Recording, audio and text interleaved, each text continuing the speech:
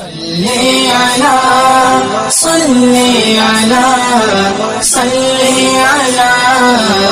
محمد۔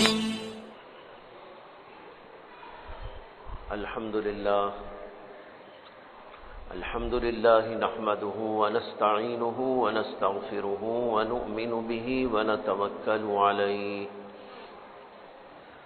ونعوذ بالله من شرور أنفسنا ومن سيئات أعمالنا من يهده الله فلا مضل له ومن يضلله فلا هادي له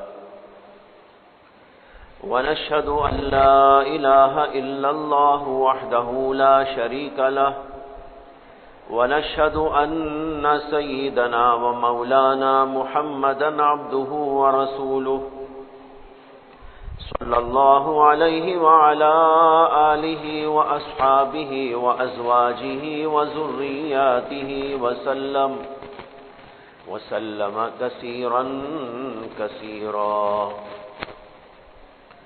أما بعد فقد قال النبي صلى الله عليه وسلم والله في عون العبد ما كان العبد في عون أخيه أو كما قال صلى الله عليه وسلم. بزرگان محترم، میں نے اس وقت نبی اکرم صلی اللہ علیہ وسلم کی حدیث میں سے ایک حصہ تلاوت کیا ہے، پڑھا ہے. یہ لمبی حدیث ہے. لمبی حدیث کے اندر سے ایک ٹکڑا آپ کے سامنے پیش کیا گیا ہے. اس میں اللہ کے نبی علیہ الصلاۃ والسلام کا ارشاد ہے، واللہ فی عون العبد. اللہ تبارک و تعالی بندے کی مدد اور نصرت کرتے ہیں، مدد اور نصرت میں لگے رہتے ہیں. ما کان العبد فی عون اخیہ، جب تک کہ بندہ اپنے بھائی کی مدد اور نصرت میں لگا رہتا ہے. اس کے اندر نبی اکرم صلی اللہ علیہ وسلم نے ایک دوسرے کی مدد کرنے کا حکم دیا ہے اور اس کی فضیلت بیان کی. اسلام ہمدردی کا، غمخواری کا مذہب ہے. اس کے اندر اس قسم کی تعلیمات کا بھی ایک بہت بڑا ذخیرہ موجود ہے. جہاں نماز کا حکم ہے، روزے کا حکم ہے، ذکر و تلاوت کا حکم ہے اور دیگر عبادتوں کا، وہیں پر بندوں سے متعلق بھی بہت سارے احکامات ہیں. اسی لیے علماء لکھتے ہیں قرآن و حدیث کی روشنی میں کہ بندوں پر دو قسم کے حقوق عائد ہوتے ہیں. ایک ہیں حقوق اللہ اور دوسرے ہیں حقوق العباد. حقوق اللہ وہ ہیں جن کا تعلق براہ راست اللہ کی ذات سے ہے، جیسے نماز پڑھنا اللہ کا حق ہے، تلاوت کرنا اللہ کا حق ہے، روزہ رکھنا اللہ کا حق ہے.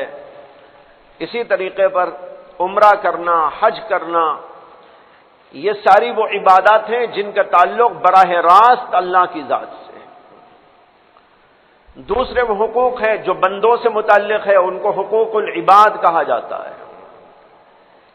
ماں باپ کے حق ہیں، رشتہ داروں کے حق ہیں، بھائی بہنوں کے حق ہیں، پڑوسیوں کے حق ہیں، دوستوں کے حق ہیں، تعلق والوں کے حق ہیں. ان سب کے بھی اللہ نے حق مقرر کر دیے ہیں. اسے کہ جب ایک بندہ دنیا میں آتا ہے وہ تنہا زندگی نہیں گزارتا. وہ گزارتا ہے تو اپنے قبیلے کے ساتھ، اپنے خاندان کے ساتھ، اپنے محلے والوں کے ساتھ، اپنے آس پاس رہنے والوں کے ساتھ زندگی گزارتا ہے. ایسا نہیں کہ بھائی ایک بچہ پیدا ہوا اور بس تنہا وہ بڑا ہو گیا. تنہا کیسا بڑا ہو جائے گا؟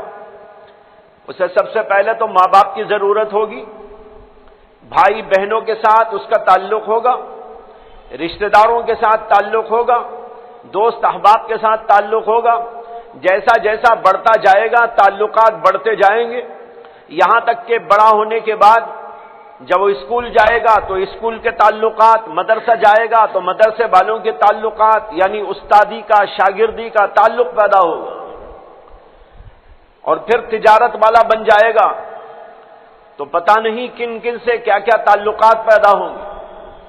تو اس طریقے پر ایک انسان دنیا میں تنے تنہا زندگی نہیں گزارتا، بلکہ بہت سارے تعلقات اور رشتہ داریوں اور لوگوں کے ساتھ میں رہ کر زندگی گزارتا ہے۔ جب یہ بات ہے تو اللہ نے اسی لیے بندے پر یہ بھی فرض کر دیا ہے کہ جن جن سے تیرا تعلق ہو ان کے حق ادا کر، ماں باپ کا حق ادا کر، انہوں نے تجھے پالا ہے، پوسا ہے، بڑا کیا ہے، کھلایا ہے، پلایا ہے، رات رات جاگ کر تیری خدمت کی ہے، تیرا پیشاب تیرا پاخانہ پاک کیا ہے، تجھے کپڑے پہنایا ہے، تیری دوا دارو کا انتظام کیا ہے، اپنی بے شمار قربانیاں دے دے کر تجھے پالا پوسا بڑا کیا ہے، اس لیے سب سے بڑا حق والدین کا رکھا گیا۔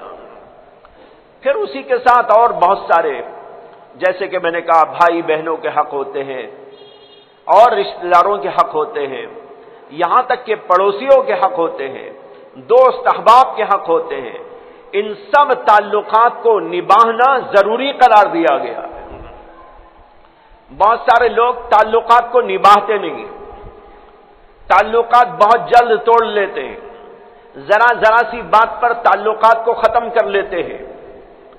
حدیث میں آتا ہے کہ نبی اکرم صلی اللہ علیہ وسلم کی خدمت میں ایک بار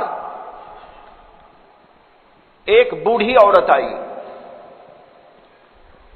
اللہ کے نبی علیہ الصلوۃ والسلام نے اس کو دیکھا تو اس کی بڑی تعظیم کی، بڑی تکریم کی، اور اس کو بٹھایا، خیر خیریت پوچھی، جو اس کے لیے کھلانے پلانے کا انتظام ہو سکتا تھا اللہ کے نبی علیہ الصلوۃ والسلام نے وہ سب کچھ کیا، لیکن کسی کو خبر نہیں کہ یہ خاتون کون ہے۔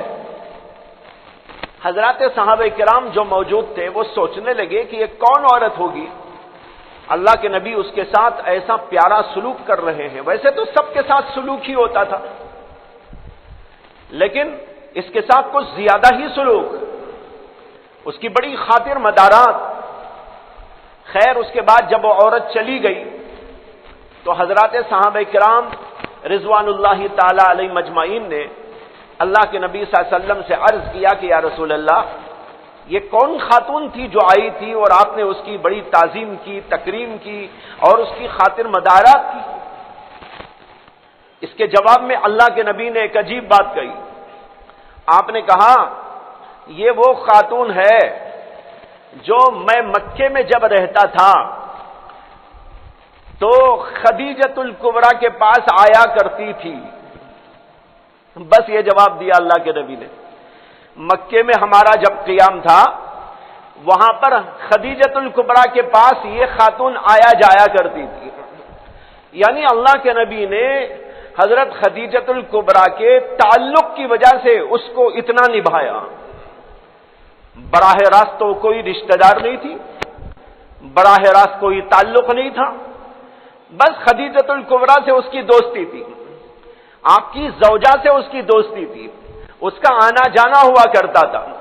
وہ ایک زمانہ طویل ہونے کے بعد مدینہ آئی تو اللہ کے نبی صلی اللہ علیہ وسلم کی خدمت میں آئی، اور اللہ کے نبی صلی اللہ علیہ وسلم نے اس رشتے کو نبھایا اور اس طریقے پر تعظیم و تکریم کا معاملہ فرمایا۔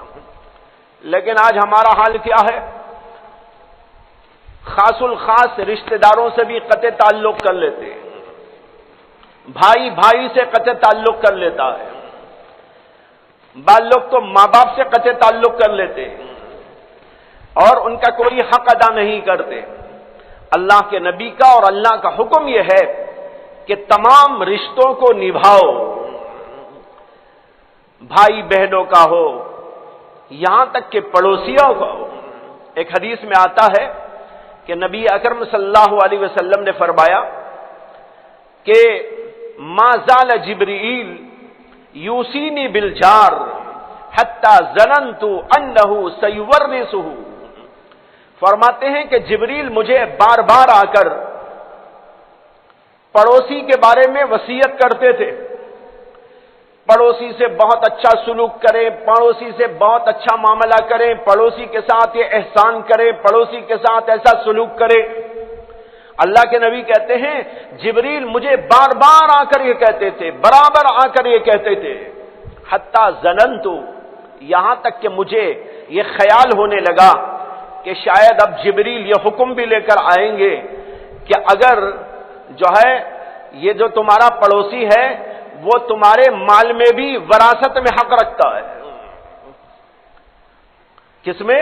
وراثت میں۔ وراثت کیا ہوتی ہے؟ ایک آدمی کا انتقال ہو جائے تو اس کی بیوی کو حصہ ملتا ہے، اس کے بچوں کو حصہ ملتا ہے، اور اس کے والدین ہو تو ان کو حصہ ملتا ہے، اور بعض صورتوں میں بھائی بہنوں کو حصہ ملتا ہے۔ جو قریبی رشتہ دار ہوتے ہیں ان کو ایک آدمی کے ملنے پر اس کے مال کے اندر سے حصہ ملتا ہے، اس کو کہتے ہیں میراث، ترکہ۔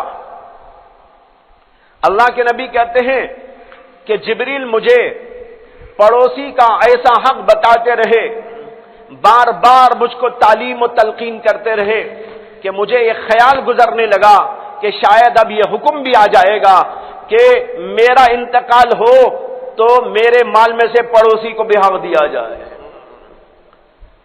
اب تو جو اصل رشتہ دار ہے انہی کو نہیں دیتے لوگ، جو رشتہ دار ہیں انہی کا مال کھا جاتے ہیں۔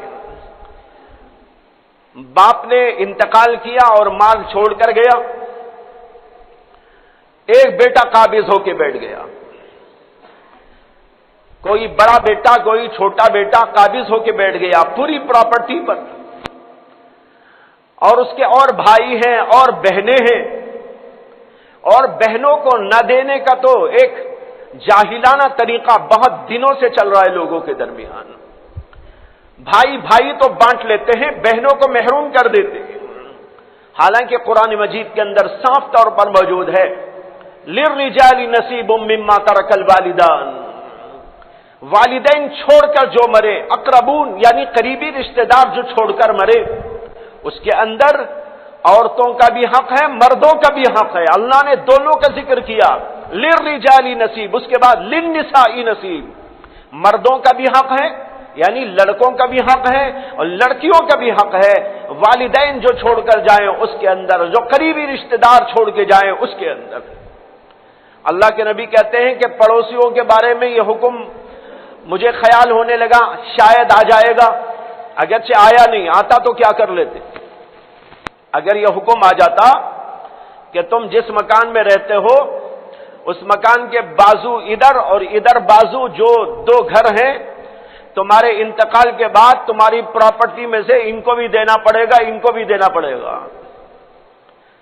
بھائی رشتہ داروں کو نہیں دیا جا رہا ہے، سگے بھائیوں کو نہیں دیا جا رہا ہے، تو اس وقت میں کیا کرتے؟ یہ اللہ کا فضل ہے کہ یہ حکم نازل نہیں ہوا۔ بہرحال مجھے عرض یہ کرنا ہے، یہ سارے تعلقات، یہ سارے کے سارے رشتے بڑے قابل تعظیم، قابل تکریم، اور ان کا حق ادا کرنا یہ بہت ضروری ہے دین اسلام کے اندر، شریعت کے اندر۔ اور پھر جیسا جیسا قریب ہوتا ہے رشتہ، حکم زیادہ آتا ہے، حق زیادہ بڑھ جاتا ہے۔ اور پھر ایک عام ہے، تمام کے تمام مسلمان بھائی چاہے وہ اپنا سگا بھائی ہو یا نہ ہو، لیکن وہ بھی ہمارا بھائی ہے، مسلمان کہیں کا ہو وہ ہمارا بھائی ہے۔ تمام کے تمام مسلمان ایک دوسرے کے بھائی ہیں اسلامی رشتے کے اعتبار سے۔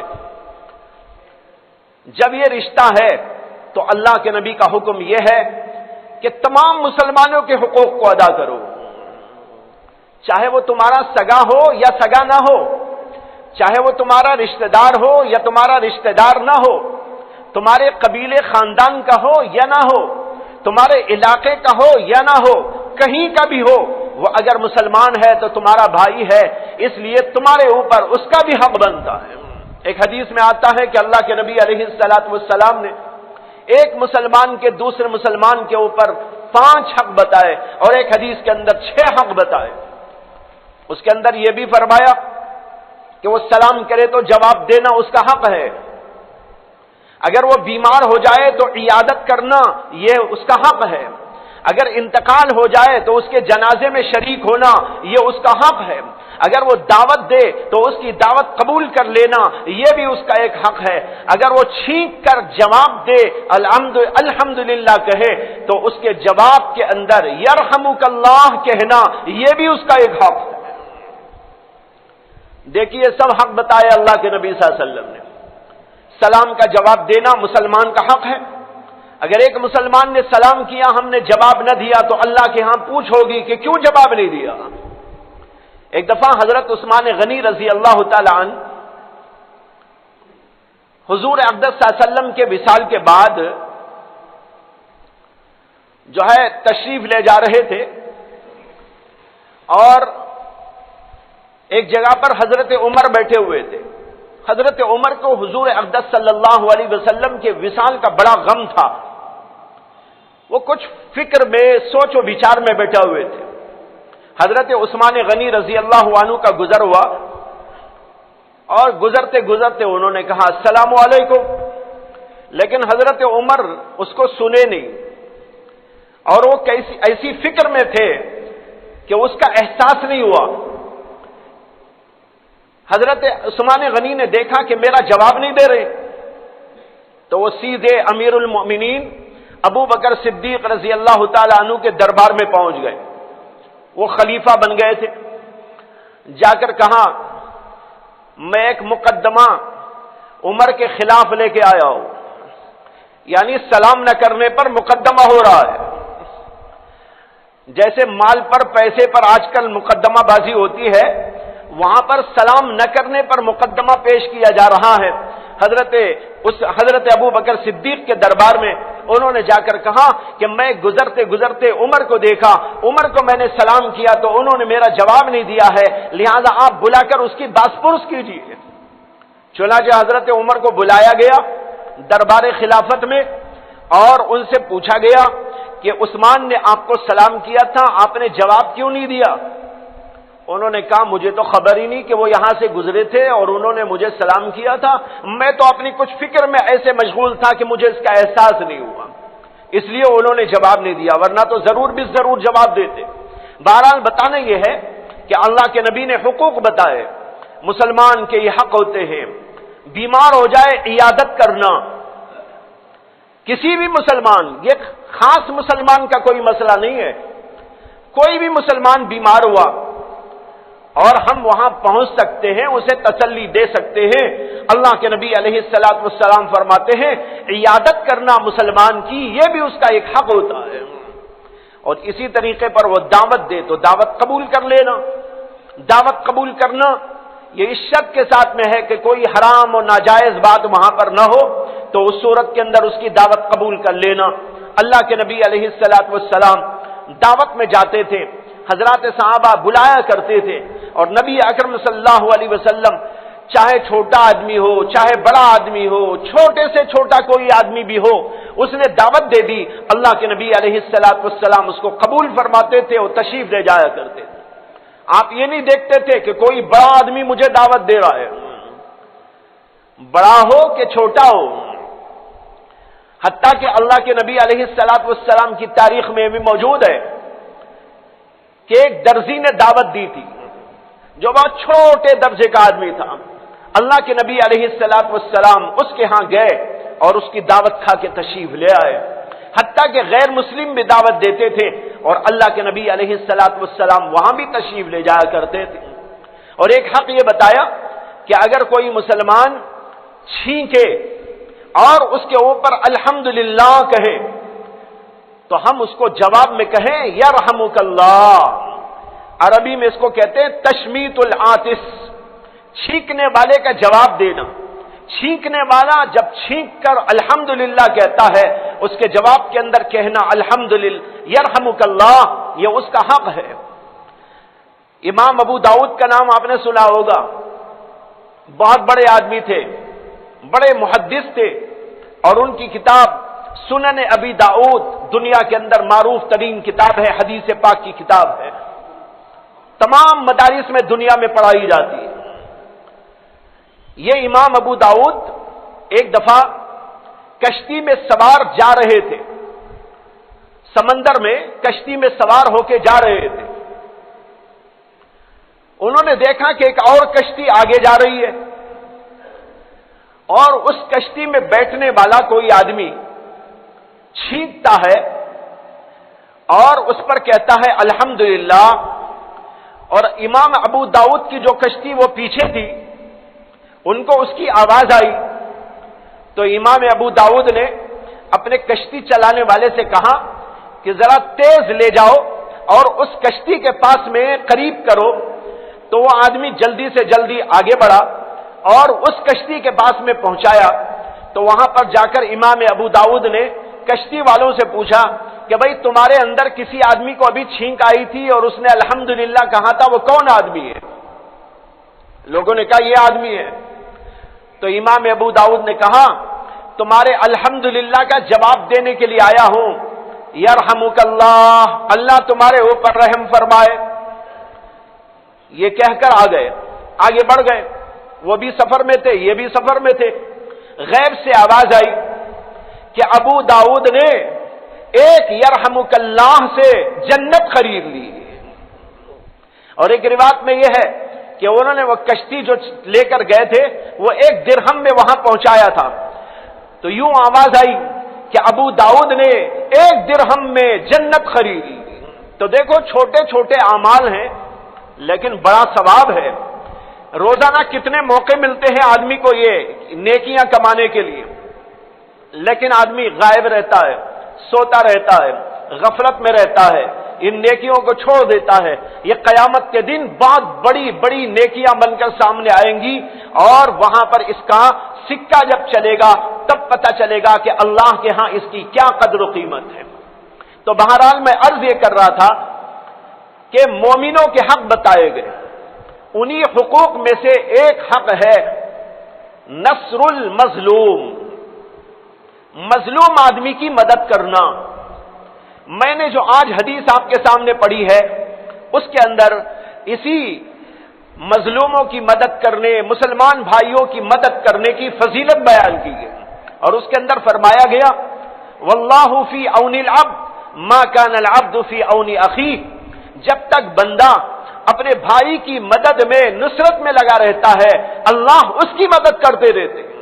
اگر ہم یہ چاہتے ہوں کہ میری مدد ہو جائے، میرا فلاں کام بن جائے، میرے ساتھ یہ معاملہ ہو جائے، تو اس کا ایک آسان طریقہ یہ ہے کہ ہم کسی غریب کی مدد کریں، کسی مظلوم کی مدد کریں، کسی اپنے بھائی کو کوئی مسئلہ پیش آ گیا ہو، اس مسئلے میں اس کی تائید کرے، اس مسئلے کے اندر اس کی مدد و نصرت کرے۔ جب کوئی آدمی دوسرے آدمی کی مدد و نصرت کرتا ہے، اللہ اس کی مدد کے اندر لگ جاتے ہیں۔ کتنا سستا، بڑا آسان نسخہ ہے، سستا بھی ہے اور آسان بھی ہے۔ ہر آدمی کے اندر کچھ صلاحیتیں ہوتی ہیں۔ کوئی آدمی پڑھا لکھا ہے، وہ اپنی تعلیم کے ذریعے سے کچھ کسی کی مدد کر سکتا ہے۔ کوئی آدمی ہٹا کٹا مضبوط توانا ہے، پہلوان، وہ اپنی طاقت کے بل بوتے پر کسی کی مدد و نصرت کر سکتا ہے۔ کوئی آدمی بڑا عقل مند انسان ہے، وہ اپنی عقل اور اپنی بصیرت کو استعمال کرتے ہوئے لوگوں کی مدد کر سکتا ہے۔ کوئی آدمی کوئی بڑے عہدے پر فائز ہے اور اس عہدے کی وجہ سے وہ کسی کی مدد کر سکتا ہے، مظلوم کی نصرت کر سکتا ہے۔ تو ہر آدمی کے اندر کچھ صلاحیتیں ہوتی ہیں، تعلیمی صلاحیت، عقل کی صلاحیت، قوت و طاقت کی صلاحیت، ذہنی صلاحیت یا عہدے کی صلاحیت اور مختلف قسم کی صلاحیتیں۔ ہر آدمی اپنے اپنے اعتبار سے لوگوں کی مدد کرنے کا عہد کر لے، اللہ اس کی مدد کرتے رہیں گے اور اس کی تائید ہوتی رہے گی، اللہ اس کی مدد کی شکلیں پیدا فرماتے رہیں گے۔ یہ ایک آسان سا نسخہ ہے جو اللہ کے نبی علیہ الصلوۃ والسلام نے بیان کر دیا، واللہ فی عون العبد ما کان العبد فی عون اخیہ، اپنے بھائی کی مدد کرتے رہے تو اللہ تمہاری مدد کرتا رہے گا، تمہاری نصرت کرتا رہے گا۔ آج کا دور خود غرضی کا دور ہے، خود غرض لوگ یہاں سے وہاں تک آپ کو ملیں گے، جو اپنے مطلب کے لیے تو سب کچھ کر سکتے ہیں، لیکن کسی مظلوم کی نصرت نہیں کریں گے، کسی بھائی کی مدد نہیں کریں گے، موقع آئے تو ہٹ بھی جائیں گے۔ آج خود غرضی کا دور، نفس پرستی کا دور، اپنے مفادات کا دور، دوسروں کے ساتھ احسان کا، دوسروں کے ساتھ سلوک کا، دوسروں کے ساتھ مدد کا، دوسروں کے ساتھ نصرت کا، یہ دور آج بالکل ختم ہو گیا ہے۔ ہمارے حضرت مولانا مسیح اللہ خان صاحب نور اللہ مرقدہ نے ایک بار یہ واقعہ سنایا کہ ایک آدمی تھا اور اس کا بیٹا، اس کے بیٹے نے کسی آدمی سے دوستی کر لی، کسی لڑکے سے اس کی دوستی ہو گئی، تو وہ اس کے ساتھ بیٹھتا تھا، اٹھتا تھا، آتا تھا، جاتا تھا۔ تو باپ نے دیکھا کہ اس آدمی سے دوستی کرنے لگا ہے، تو بیٹے کو بلا کر اس نے نصیحت کی اور کہا کہ بھائی ہر آدمی دوستی کے قابل نہیں ہوتا، یہ تو بہت دیکھ بھال کرنے کے بعد دوستی کرنی چاہیے۔ پھر اس کے بعد میں کہا میں اپنے دوست تم کو دکھاتا ہوں کیسا ہوتا ہے دوست۔ اس کے بعد اپنے بیٹے کو لے کر رات کے 12 بجے یا 1 بجے، جبکہ پوری دنیا سوتی رہتی ہے، باپ اپنے ایک دوست کے گھر پہ گیا، جا کر کنڈا کھٹکھٹایا تو بہت دیر تک آواز نہیں آئی، سو رہے ہوں گے۔ بہت دیر کے بعد آواز آئی، کون؟ تو اس نے باہر سے کہا میں فلاں ہوں، آپ کا دوست، دروازہ کھولو، ایک مجبوری سے آپ کے پاس آیا ہوں۔ بس اتنا کہنا تھا، دروازہ کھلا ہی نہیں۔ اب یہ بیچارہ باہر اپنے بیٹے کو لے کے انتظار میں کھڑا ہے، اب کھلے گا تب کھلے گا، اب کھلے گا تب کھلے گا۔ بہت دیر کے بعد 10-15 منٹ کے بعد دروازہ کھلا، تو دروازہ کھلنے کے بعد وہ دیکھ رہا ہے کہ اس کا دوست اس حالت کے اندر دروازے کے باہر آ رہا ہے کہ سر کے اوپر کھانا رکھا ہوا ہے اور ہاتھ میں ایک بیگ ہے کپڑوں وپڑوں کی، اس کے اندر کپڑے وپڑے تیار ہیں، اور دوسرے ہاتھ کے اندر ایک پیکٹ ہے اور اس کے اندر ہزاروں روپے رکھے ہوئے ہیں، اور ایک ڈنڈا بھی ساتھ میں ہے اور کچھ ایسی چیزیں۔ یہ سب لے کے وہ کھڑا ہوا ہے، اس کی بیوی پیچھے کھڑی ہوئی ہے اور کچھ ساز و سامان لے کر۔ اسے بڑا تعجب ہوا، یہ کیا قصہ ہے؟ میں آیا، دروازہ کھٹکھٹایا، دروازہ کھول کے اندر بٹھانے کے بجائے یہ پورا ساز و سامان لے کے کھڑا ہوا ہے۔ سر کے اوپر دیکھو تو کھانے کی ڈش ہے، ہاتھ میں دیکھو تو کپڑوں کا بیگ ہے، ادھر دیکھو تو کچھ اور پیکٹ ہے اور کچھ ڈنڈے ونڈے بھی ہیں، پیچھے بھی کھڑی ہوئی اس کی بیوی کچھ ساز و سامان لیے ہوئے ہے۔ پوچھا ارے بھائی یہ کیا قصہ ہے؟ کہا کہ جب آپ رات میں ایسے وقت میں میرے دروازے پہ آئے تو مجھے خیال ہوا کہ شاید آپ کسی سخت ضرورت سے آئے ہوں گے، کھانے کی ضرورت ہوگی، کپڑے کی ضرورت ہوگی، پیسے کی ضرورت ہوگی، یا کوئی دشمن آ گیا ہوگا اس کے مقابلے کی ضرورت ہوگی، اس لیے میں نے سارا ساز و سامان تیار کر کے آپ کے لیے دروازہ کھولا ہے۔ یہ دیکھو کھانا چاہیے تو کھانا سر پہ حاضر ہے، کپڑے چاہیے تو بیگ کپڑے کا موجود ہے، پیسے چاہیے تو یہ کپڑے کا جو ہے بیگ موجود ہے، اور اگر کچھ دشمن کے لیے دشمن حملے میں ہے اور اس سے بچنا آپ چاہتے ہیں، میں آپ کے مقابلے کے لیے حاضر ہوں، میری بیوی بھی حاضر ہے، یہ ڈنڈے بھی حاضر ہیں۔ یہ اس نے کہا بھائی مجھے کوئی ضرورت نہیں ہے، میں صرف اپنے بچے کو آپ سے ملاقات کرانے اور دوست کیا ہوتا ہے یہ سمجھانے کے لیے آیا تھا۔ میں کھانا بھی کھا چکا ہوں، الحمدللہ کپڑے بھی موجود ہیں، سب میرے پاس موجود ہے، یہ آپ اپنے پاس میں رکھیے۔ پھر اپنے بیٹے سے کہا دوست اس کو کہتے ہیں، دوست اس کو کہتے ہیں۔ حضرت فرمایا کرتے تھے آج دوستی کے نام سے تو دوست ہوتے ہیں، حقیقت کے اعتبار سے دوست نہیں ہوتے۔ تو بھائیو اللہ کے نبی نے یہ ہم کو تعلیم دی، اللہ فی عون العبد ما کان العبد فی عون اخیہ۔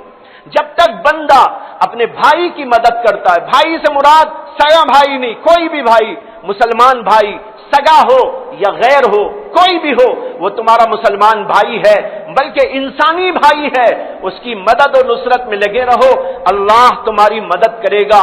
آج ایسے دوستوں کی ضرورت ہے، ہم کو چاہیے ہم ایسے دوست بن کے دکھائیں۔